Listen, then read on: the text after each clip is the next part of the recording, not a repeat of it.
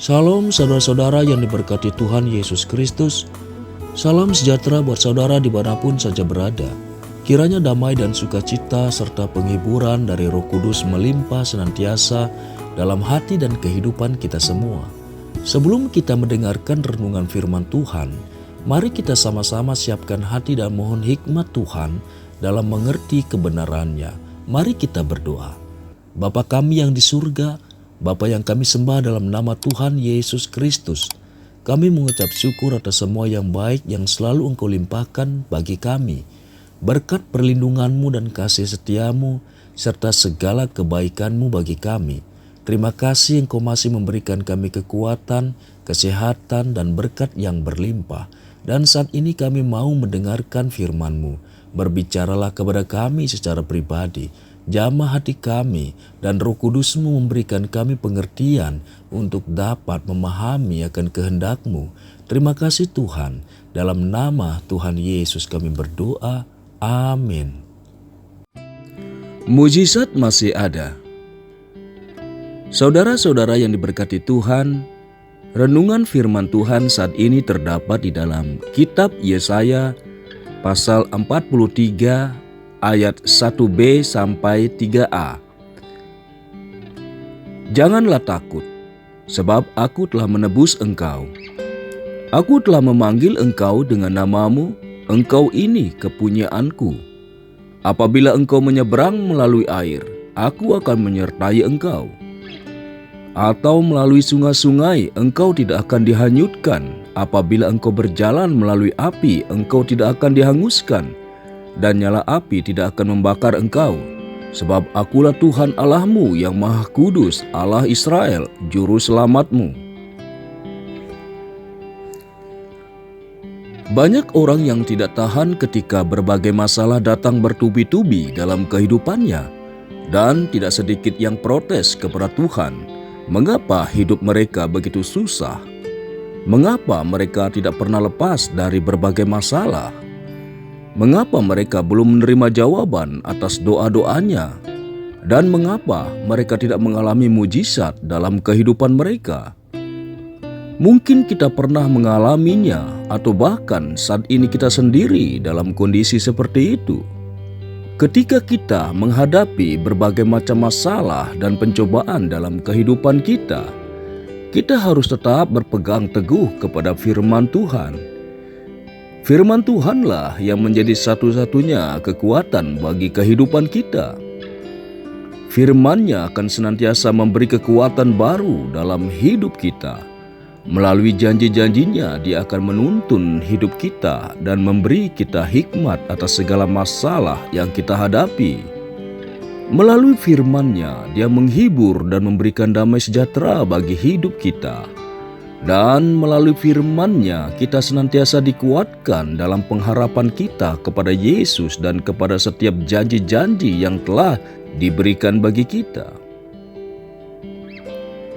Ketika pengharapan itu tetap terpelihara dalam hidup kita, maka kita akan menjadi kuat untuk mengatasi dan menjalani berbagai masalah dalam hidup kita.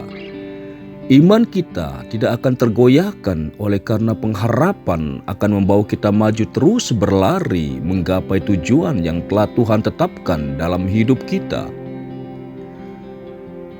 Di dalam kitab Ibrani pasal 6 ayat 19 sampai 20b dikatakan, pengharapan itu adalah sauh yang kuat dan aman bagi jiwa kita yang telah dilabuhkan sampai ke belakang tabir, di mana Yesus telah masuk sebagai perintis bagi kita. Syukur kepada Tuhan kita Yesus Kristus, karena pengorbanannya kita dapat menaruh pengharapan kita kepadanya setiap waktu, kapanpun, dan di mana saja kita berada. Yesus berjanji bahwa Dia akan senantiasa menyertai kita meskipun kita menyeberang melalui air atau melalui sungai-sungai. Kita tidak akan dihanyutkan meskipun kita berjalan melalui api. Kita tidak akan dihanguskan dan nyala api tidak akan membakar kita. Ini berarti bahwa Tuhan akan menyatakan mujizat-mujizat-Nya dalam kehidupan kita. Hal-hal yang terlihat mustahil akan menjadi mungkin dalam kehidupan kita. Sama seperti ketika bangsa Israel dikejar orang-orang Mesir dan harus menyeberang Laut Teberau, Tuhan menyatakan mujizat membelah laut dan membukakan jalan bagi mereka, sehingga mereka dapat menyeberang dengan aman, bahkan tanpa basah sekalipun, serta dilepaskan dari bahaya. Juga seperti Sadrak, Mesak, dan Abednego yang dilempar ke dapur api oleh karena memegang teguh percayanya kepada Tuhan Allah yang mereka sembah. Sekalipun dapur api dipanaskan berkali-kali lipat, sampai orang yang melempar mereka ikut mati terbakar, mereka tidak terbakar sedikit pun dan tetap hidup. Sehelai rambut mereka pun tidak ada yang terbakar.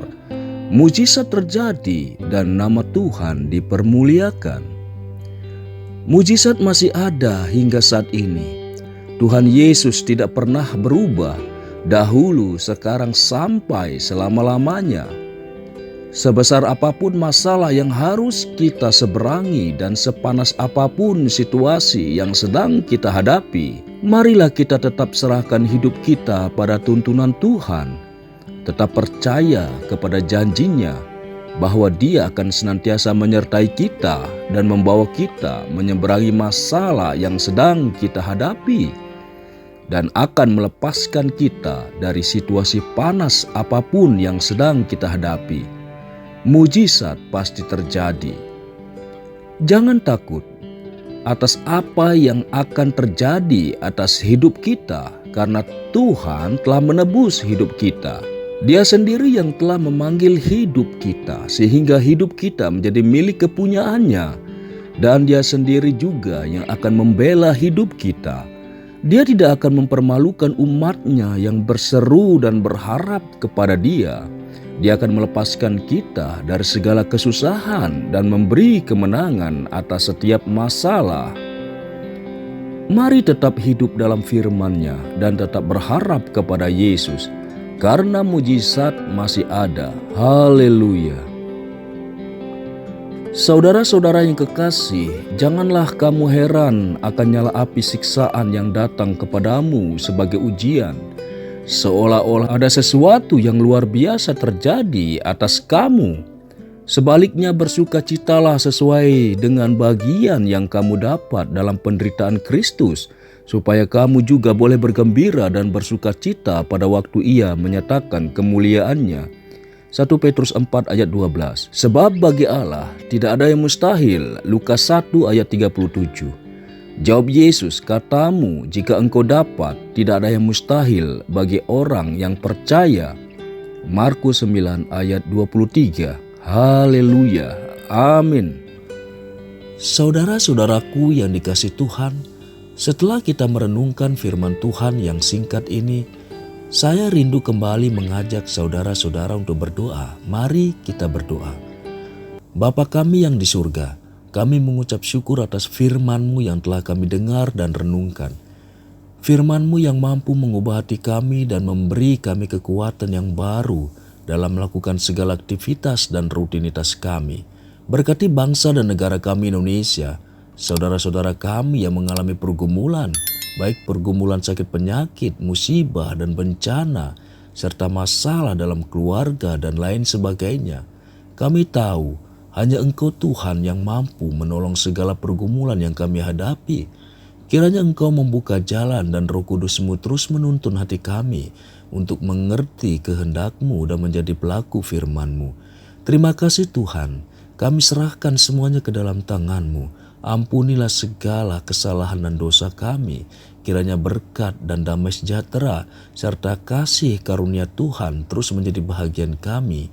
Hanya di dalam nama Tuhan Yesus kami berdoa. Amin. Haleluya. Saudara yang dikasihi Tuhan, saya percaya firman Tuhan saat ini sudah menjadi berkat dan kekuatan bagi kita semua. Tuhan Yesus kiranya memberkati. Sampai jumpa pada renungan berikutnya. Amin.